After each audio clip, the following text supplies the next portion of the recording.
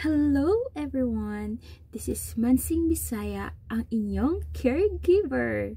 So today, gusto ko lang i-share sa inyo na ang visa dito sa Hong Kong as caregiver from Philippines ay domestic helper worker o domestic worker.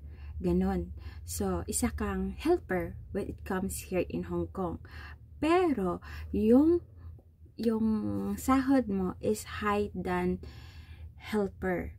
So, pag na-hire ka dyan sa Pilipinas as caregiver, medyo mataas ang iyong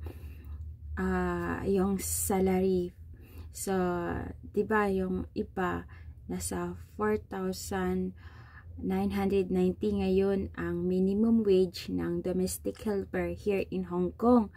Pero ikaw, as na-hire ka sa Pilipinas as caregiver, so yung starting mo, nakadepende sa magiging employer mo. So, since na-hire ako sa Pilipinas, ang starting salary ko is 5,000 HKD. So, yun yung offer ng employer ko. So, yan, kaya andito ako. Yan yung boss ko ngayon. So, mabait naman sila at blessed at nagkasundo kami ng alaga ko. And now, congratulations myself. I'm 1 year and 2 months. So, malapit na tayo mag 2 years. Laban lang ang fighting, no?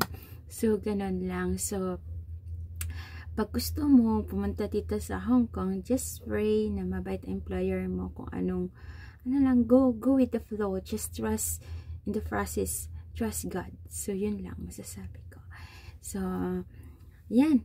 And for experience na din, no, pag nandito ka sa Hong Kong, tips, sabi nila, open gate para if ever na gusto mo mag-apply for Canada, for Israel. So, Hong Kong is the best country na mag-open gate sa'yo for another country.